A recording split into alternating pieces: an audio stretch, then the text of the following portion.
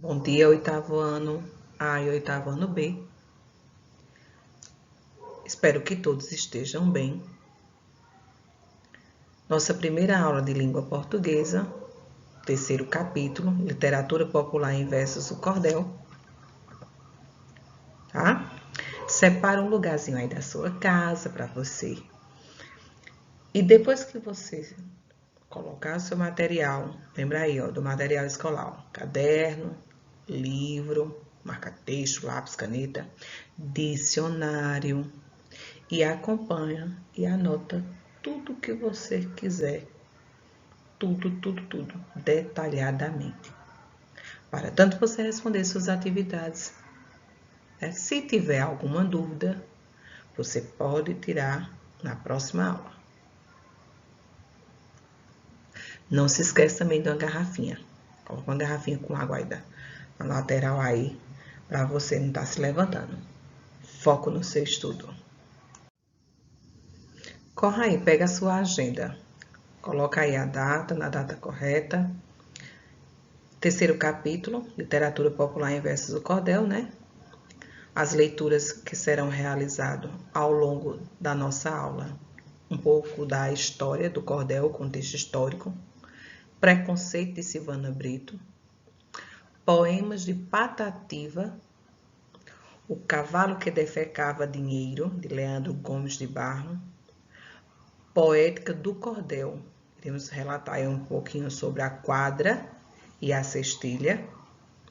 E nesse percurso, nesse desenrolar da nossa aula, iremos comentar, discutir, falar sobre a oralidade, as ilustrações, as imagens, a xilogravura, a temática e a poética. Tudo isso aí é uma revisão. Vocês já estudaram? Discutimos também em março, no início de março. Vocês deram um show aí nessa discussão. E as páginas que vocês irão responder para a próxima aula serão a 63, 64 e 65.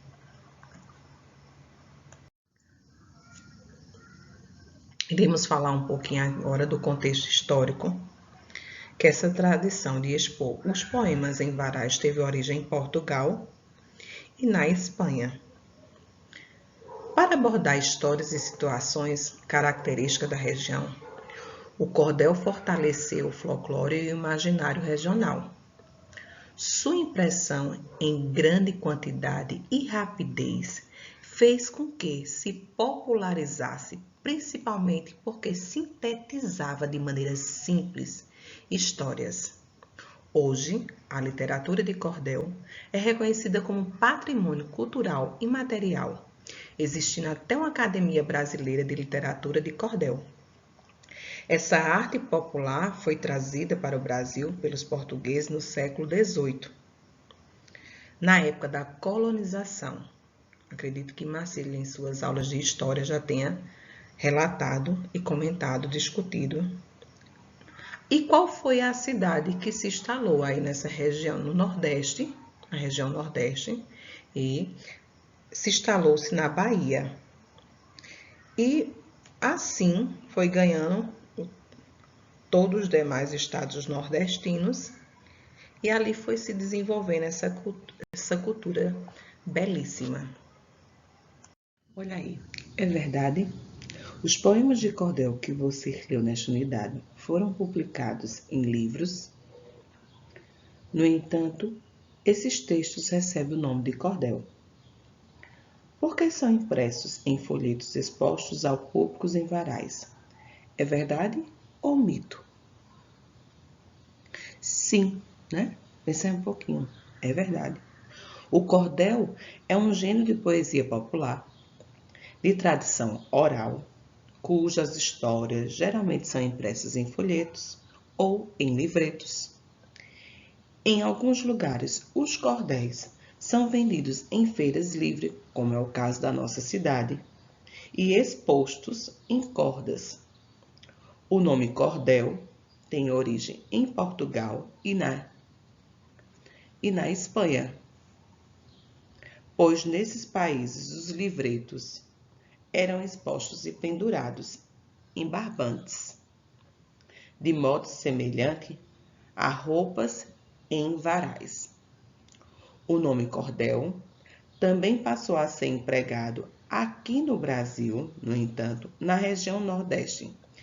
Ele também é conhecido como folheto.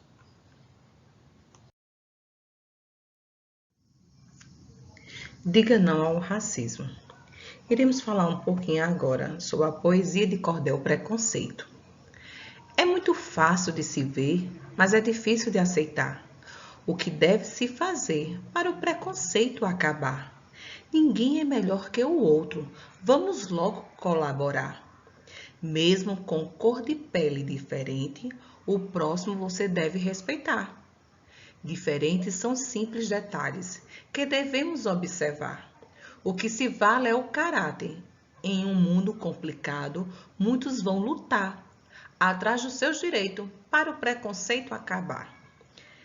Essa poesia é de Silvana Brito, certo? Fala com grande ênfase, devemos respeitar o espaço do outro. Ninguém é melhor que o outro. Na segunda estrofe, no primeiro verso, ninguém é melhor do que o outro. Já no primeiro, segundo, terceiro, ele relata diferentes são simples detalhes que devemos observar. Há uma simplicidade nesse detalhe. Então, respeito o próximo. Cada um tem o seu jeito de pensar, de falar, de agir. Vamos logo colaborar. Antes de fazermos essa leitura do poema de Patativa, eu quero que você pegue o seu livro aí, certo? Na página 58, onde tem a história do cordel no Brasil, terceiro parágrafo, onde ele fala dos primeiros poetas de cordéis. Aqui no Brasil, eles narravam contextos históricos, fatos do nosso cotidiano.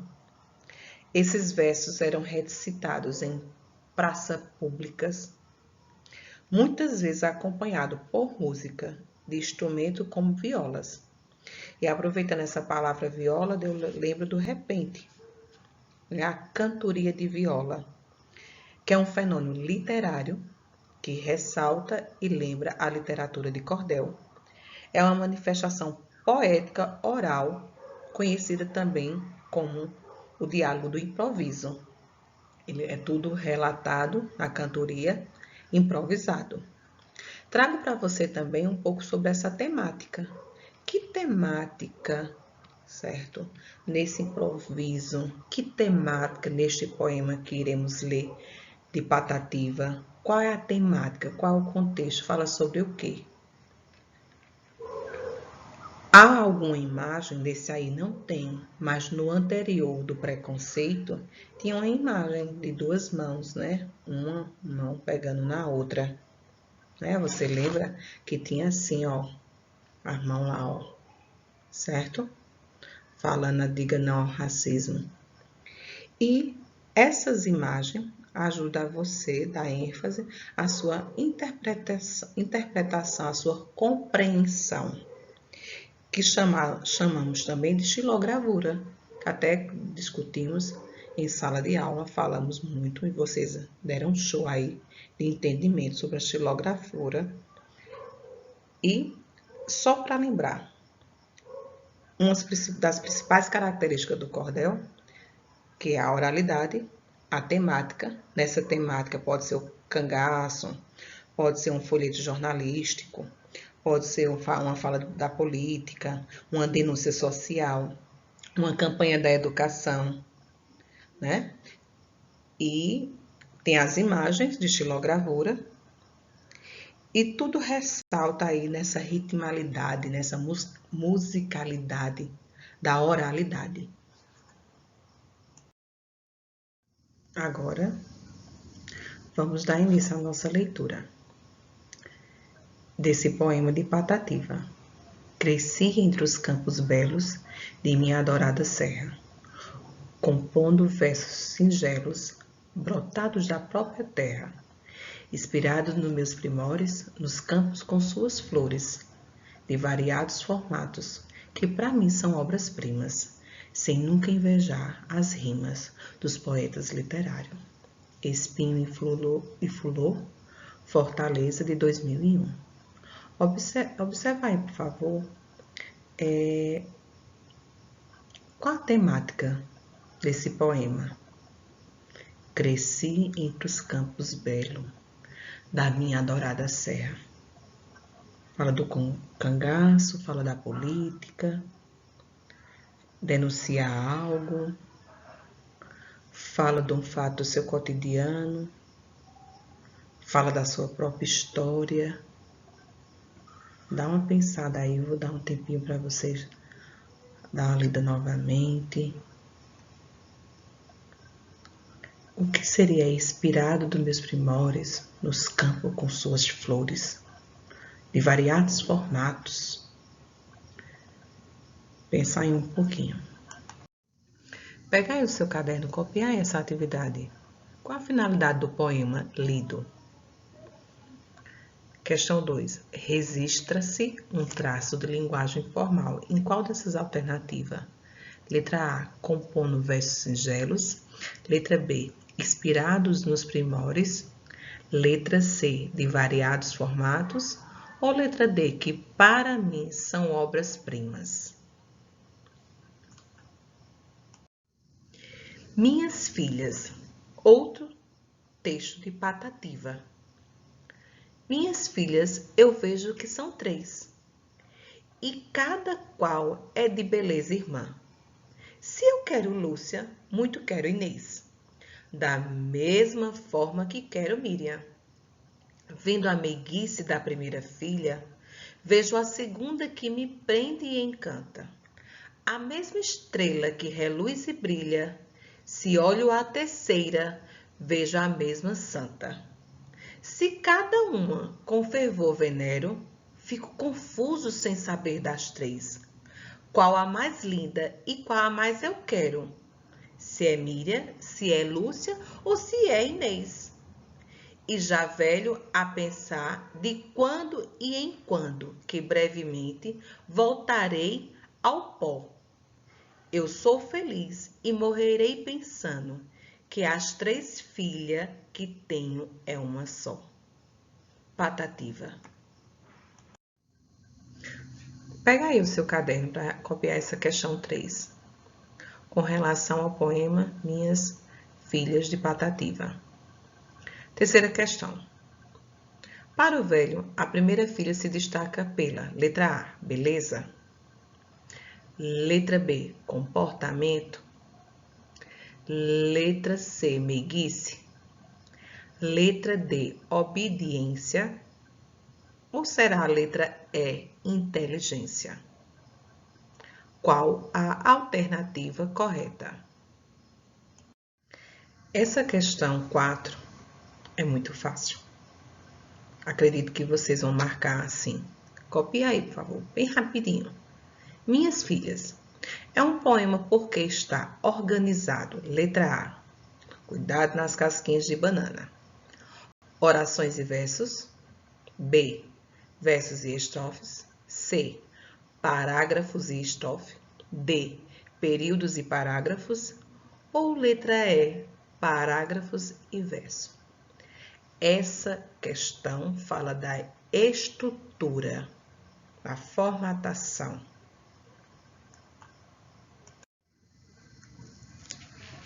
Veja aí, pega aí o seu livro, por favor. Vá lá para a página 62 para a gente dar uma introdução aí à cestilha e falar um pouquinho do cordel. Na página 62, vocês têm aí o poema de cordel, como você já sabe, narra uma história em versos organizadas em estrofe. Em geral, as estrofes são formadas por 6 versos, chamados de cestilha, e sempre apresentam rima. Dá uma sublinhada, marca aí, destaca. Como todas as histórias, apresentam o quê? Personagens. Um ambiente. A narrativa é feita em primeira ou terceira pessoa. Se você observar no de Patativa, cresci, né? Primeira pessoa. E nesse gênero textual, o ambiente é indicado logo no início da história. Tem sempre um personagem principal. com as imagens de xilografura, que é uma técnica artesanal de ilustração, facilita a sua vida para a interpretação de texto. Iremos falar também da quadra, que também não é muito utilizada hoje na poética do cordel. Toda essa estrutura é obtida por meio de um processo, né? Não é só chegar e identificar. Falamos que, tem ritmo, versos, estrofes, tem uma musicalidade, uma temática. Iremos falar agora da quadra. A quadra é mais usada com 7 sílabas. Obrigatoriamente tem que haver rima em 2 versos. Cada poeta tem seu estilo. Minha terra tem palmeiras, onde canta o sabiá. As aves que aqui gorgojeiam, não gorgojeiam como lá. Você tem uma estrofe de 4 versos, certo? Olha aí, 1, 2, 3, 4. E quais são os versos que apresentam essa rima? O segundo e o quarto. Sabiá, lá. É a mais conhecida, estrofe de 6 versos. Preste atenção aí nesse título, o mal e o sofrimento. Se eu conversasse com Deus, eu iria lhe perguntar, por que é que sofremos tanto quando viemos para cá? Que dívida é essa que a gente tem que morrer para pagar? A cestilha deve ser organizado em estrofe de 6 versos. Apresenta-se rima no segundo, no quarto e no sexto. Pode ser narrado em primeira ou terceira pessoa, pode ser narrado em uma linguagem coloquial e deve apresentar um título.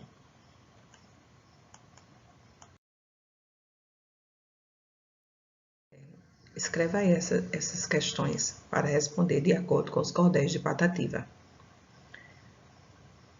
Existem marcas de oralidade nos cordéis de Patativa da Saré? Oralidade, marcas da oralidade. 2. Compare os 2 cordéis lidos e analise o seu contexto.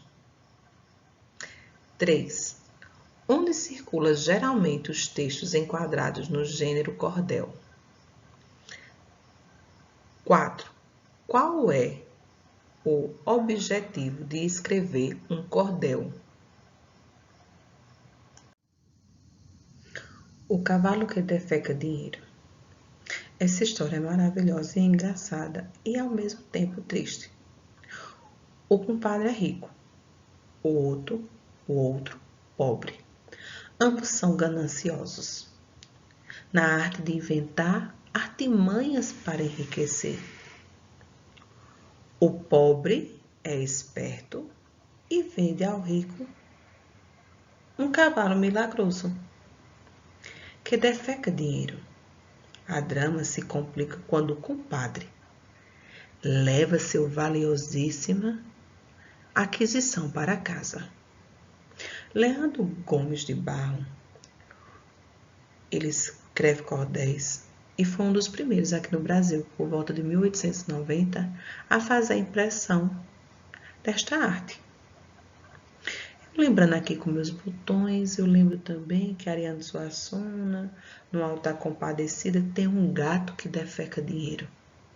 Tem um Chicó, né? Tenta enganar lá, né? O padeiro.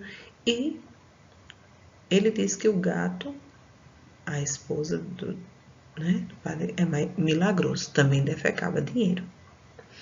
Leandro Gomes Barro produziu outros cordéis conhecidos como o Testamento do Cachorro e o Cavalo que defecava dinheiro. Faz essa referência aí, essa retomada ao nosso grande Ariano Suassuna.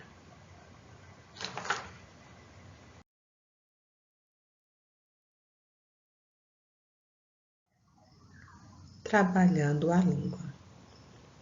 Na página 63, você encontrará esse texto. E tem aí também uma animação no YouTube. Dá uma assistida, certo? Vale a pena assistir. Separa aí uma pipoquinha e dê boas, maravilhosas gargalhadas. Leandro Gomes deixa aí essa história divertida, mas ao mesmo tempo triste. A ambição, né? A ambição não é algo. Pensando aí numa pessoa ambiciosa, você lembra de alguém? Vale a pena ser ambicioso? Deixo aí para você pensar um pouquinho. Responda às páginas 63, 64 e 65. Pensa aí um pouquinho. Você conhece alguém que é ambicioso? Vale a pena ser? Se liga na dica. O cordel é um formato literário muito tradicional. Ainda que muito antigo, mantém muitas de suas características desde o seu surgimento. Aspectos mais fortes da literatura de cordel: a oralidade, a xilogravura, a temática e a poética. A oralidade, como já mencionado, a literatura de cordel remete ao início da comercialização dos folhetos, impresso como essa tradição surgiu em uma época em que os relatos orais eram muito fortes. Pensa eu, viajo, dou uma viajada e vejo todos sentados em praça pública, recitando, denunciando, contando, pegando aí uma temática feita a história de Lampião, né? Falo do cangaço também, a história de Gertúlio, e fica denunciando, relatando, narrando, contando essas vivências. Temos também a xilogravura, que ela surgiu lá na Europa, no século XV, com o intuito de caracterizar os baralhos e as imagens sagradas. A xilogravura é uma das peculiaridades mais marcantes da literatura de cordel. Temos também a temática, quando foi falado aqui das lendas, das religiões, dos brasileiros importantes, lembrando que sempre na temática tem um personagem importante que apresenta logo de início, na primeira estrofe, nos primeiros versos. Esses personagens, essas histórias são narradas em primeira e terceira pessoa. E temos aí também a poética. Os textos da literatura de cordel são escritos de acordo com a estrutura pré-estabelecida. Aqui em Caruaru, nós temos aí a feira de artesanato, onde você encontra o museu e também esses varais. São bem baratinhos esses cordéis, né? Um preço que qualquer pessoa possa pagar por ele. Eles não são muito caros, dando a oportunidade de qualquer um, né, possa comprá-los e se deliciar e viajar nessa leitura da literatura do cordel com essas temáticas, né? Lembrando também que a literatura do cordel é representada pela estrofe, pelos versos, tem ritmo, tem uma tradição oral forte, são suas características. E eu lembro da apresentação do ano passado do Espaço Educativo da feira, todos, né, elogiando as maravilhas da nossa cidade, Caruaru. E eu lembro que eu fiquei responsável com a turma da literatura, eu e a professora Isa, na literatura de cordel. Eles arrasaram, deram um show, assim como as outras turmas também, nas comidas típicas, dos artistas, as apresentações das danças. Eu lembro também que teve uma apresentação de viola.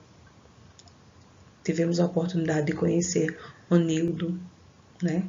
Aquele que compôs a Feira de Caruaru. A Feira de Caruaru Era um sonho da família Espaço Educativo e foi realizada aí.